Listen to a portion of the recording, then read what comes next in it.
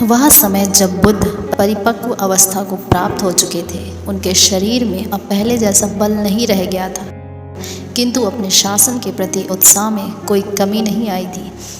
आदि के कल्याणकारी, मध्य के कल्याणकारी और अंत में कल्याणकारी अपने धम्म को तथागत अधिक से अधिक लोगों तक पहुंचा देना चाहते थे। वे अब भी स्थान स्थान पर जाकर रुककर लोगों को उपदेश देते थे। तथागत बुद्ध ने राजगृह में गृद्धकूट पर्वत की घाटी में विहार किया हुआ था। उन दिनों मगध राज अजातशत्रु अपने शत्रुओं अर्थात वज्जियों पर आक्रमण कर उन्हें परास्त करना चाहता था। वह जानता था कि वज्जियों को हराना कोई आसान काम नहीं था। वह जानता था कि इसका उपाय तथागत बुद्ध ही सुझा सकते हैं। इसलिए वह महात्मा बुद्ध के पास गया। बुद्ध ने विभिन्न प्रकार के उपदेश दिए। तब तथागत बुद्ध ने वहाँ से अम्बलट्टिका के लिए प्रस्थान किया। वहाँ वे राजगारक में ठहरे। फिर वे अम्बलट्टिका से भी चल दिए।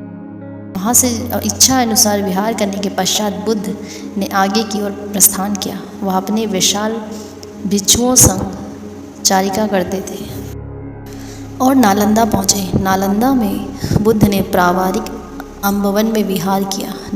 नालंदा से बुद्ध पाटली ग्राम पहुँचे। जब पाटली ग्राम के गृहस्थ भक्तों ने बुद्ध के आगमन के विषय में जाना तो वे उनके पास आए। उन्होंने बुद्ध से प्रार्थना की कि वे उनके अतिथि गृह में पधार कर उन्हें कृतार्थ करें। बुद्ध ने उनके निमंत्रण को मौन स्वीकृति दी। वहाँ पहुँच बुद्ध ने पाटली ग्राम के उन गृहस्थों को संबोधित किया। वहाँ उन्होंने उन गृहस्थों को दुराचारी के लिए दुराचार जनित 5 दुष्परिणामों और सदाचारी के लिए सदाचार जनित 5 सुपरिणामों के विषय में उपदेश दिया। पाटली ग्राम में बुद्ध ने एक शून्यागार में विहार किया। उन दिनों मगध के महामात्म्य वर्षकार और वज्जियों से रक्षा करने के अभिप्राय से पाटली ग्राम में एक नगर का निर्माण कर रहे थे।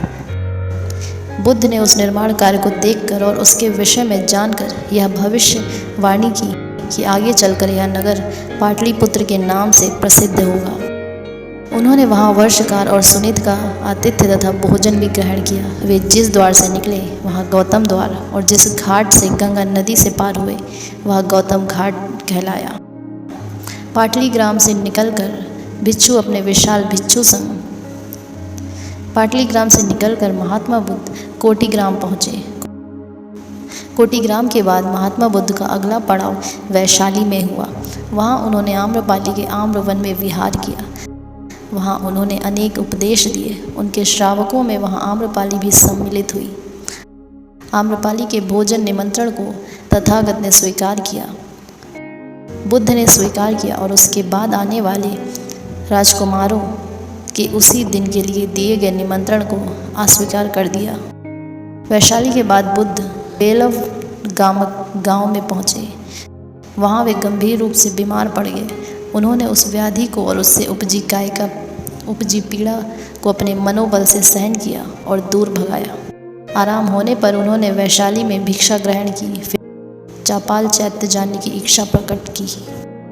चापाल चैत्य में बुद्ध ने अपने प्रिय और प्रमुख शिष्य आनंद को वाचिक संकेत से समझाना चाहा कि वे परिनिर्वाण को प्राप्त हो सकते हैं। परिनिर्वाण अर्थात निधन को प्राप्त हो सकते हैं।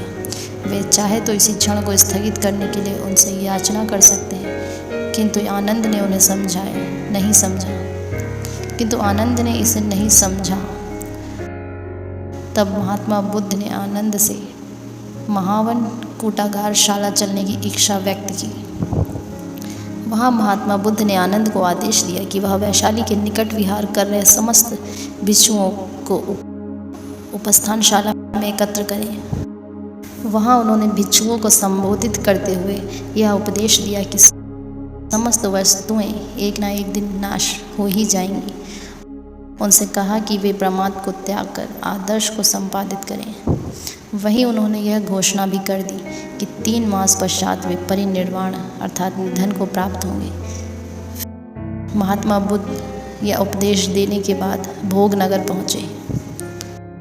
वहाँ उन्होंने आनंद चैत्य में विहार किया। भोगनगर से चलकर बुद्ध पावा में पहुँचे। पावा में एक आम्रवन वन में ठहरी। यहाँ आम्रवन एक लोहार पुत्र का था। यह आम्रवन एक लोहार पुत्र का था जिसका नाम चंदू था, जिसे जब पता चला महात्मा बुद्ध का आगमन हो रहा है, वह उनके दर्शन के लिए वहाँ आ गया। बुद्ध ने सार गर्भित उपदेश से वह प्रभावित हो गया और चंदू ने महात्मा बुद्ध को अपने घर भोजन के लिए आमंत्रित किया। महात्मा बुद्ध ने इस निमंत्रण को स्वीकार कर लिया। नियत समय पर बुद्ध उस लोहार पुत्र के यहाँ पधारे। उन्होंने देखा कि महात्मा बुद्ध के लिए उत्तम भोजन की व्यवस्था की गई है। महात्मा बुद्ध और सारे भिक्षु अपने अपने आसन पर बैठ गए तो चंदू ने उनके लिए तैयार किए गए विभिन्न व्यंजन उन्हें परोसे। उन व्यंजनों में शूकर मार्दव विशेष था। वह शूकर खाकर महात्मा बुद्ध की तबीयत बिगड़ गई। उन्हें भयंकर पीड़ा शुरू हो गई।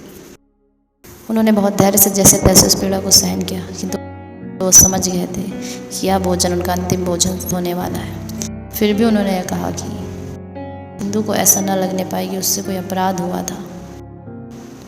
बुद्ध ने उसके विपरीत कहा यह कि चंदू को यह आभास कराया जाए कि उसके भोजन को ग्रहण कर सम्यक भिक्षु एवं बुद्ध ने परिनिर्वाण को प्राप्त किया था, वह धन्य है। इस प्रकार महात्मा बुद्ध ने उस अंतिम भोजन को महाफलदायक भोजन घोषित कर दिया।